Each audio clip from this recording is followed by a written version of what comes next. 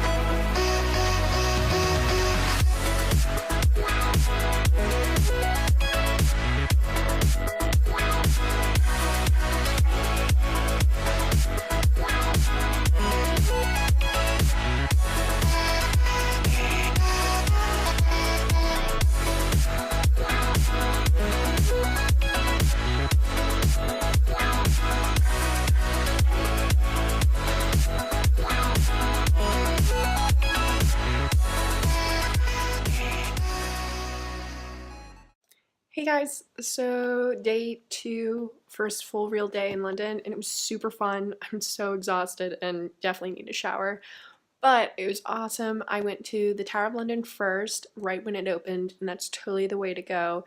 So cool. I didn't appreciate it's its own little village, and oh my god, I could have spent more time there, and I had to cut myself off so I could make sure I saw everything else that day. But I highly recommend and doing the audio guide with it. Super cool. Oh my god, and the crown jewels are just gorgeous. Whoa, I've never seen such a large stone before, let alone multiple. So, highly recommend. And the cafe is really nice and it's not too expensive. So, if you want to do that and then grab lunch, that works out really well. And then after that, I went to Westminster Abbey, which was my fave so far. Honestly, breathtaking. I honestly had a breathtaking moment. The first time I saw, I know this sounds so cheesy, but the first time I saw the stained glass windows there, I literally had to remind myself to breathe. I forgot to breathe. They literally are breathtaking. But oh, it is so pretty there. And the audio guide comes with admissions. And if you are a student, you do get a discount. Just make sure you bring your student ID. The Tower of London, I think I also got a discount for being a student, but they didn't check my ID. I pre-bought the tickets and printed them out, and that totally was the way to go because I didn't have to deal with a kiosk or anything like that. And then Westminster, I also pre-ordered the ticket, but it was on my phone. But Westminster is just, there's so much to look at. It's overwhelming. I was just, oh my goodness, the first step you take in, there's 50 million different statues and commemorating or tombs about people. And I was like, oh my god, I didn't expect that, but it is awesome. I can't stress enough. If you love architecture, let alone Gothic architecture, like me, you will die. You're just gonna drool everywhere because it is the best example, honestly, of Gothic architecture, I swear. It is so gorgeous. There's so many things to look at. And the people there are super nice, so if you want to ask questions and stuff, they have tons of staff just roaming around in these really fun red robes. But there's an audio guide and that was awesome. I definitely thought I got enough information, but I know they do tours not on the hour, but I think more in the morning and then I think one in the afternoon. If I went back, I would totally do that. But it's just beautiful. It is absolutely beautiful. There's no pictures allowed in there, and that's why I didn't really shoot anything. I did shoot a little bit in the chapter house because I thought you could take photos, but apparently you couldn't, and I didn't see that until I read the info panel at the end, and at the bottom it had a little icon saying no photography. I was like, So, but you're not allowed to take photography there, which is kind of a bummer, but honestly it makes you be there in the present, really experience it. So highly recommend. Definitely, that is the first thing to do in London, I swear. And then after, I ran to the British Museum because that is on my list. A ton of the art pieces I learned in class are there. So, sorry, my hand's shaking. I'm so tired right now. A lot, it looks weird. Can I go like that? I don't know if I can just get my arm to break. I'm so weak. A lot, I just don't like this. I'm gonna deal with this arm. Sorry.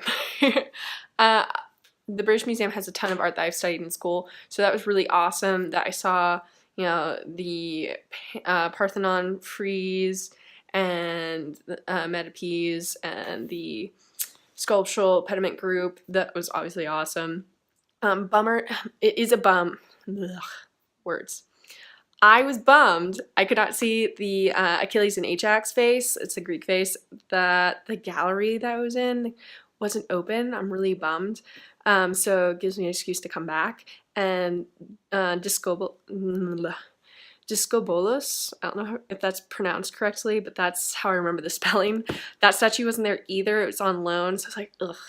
But I did see this standard of which is so tiny. I was surprised how small it was, but the detailing is just gorgeous. And what else did I see? I saw the Egyptian not mosaics, frescoes, which I studied, which I was like, oh my god, I didn't know these were here. That's so cool.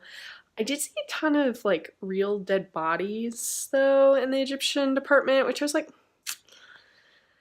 I know people don't care because they're not related to them, unlike like Native Americans, they can trace their lineage back and everyone's like, oh my god, no, like, but ancient Egyptian, no one really can put their bloodline back there, so it's okay. I thought it was a little like, but it's there if you're interested in it.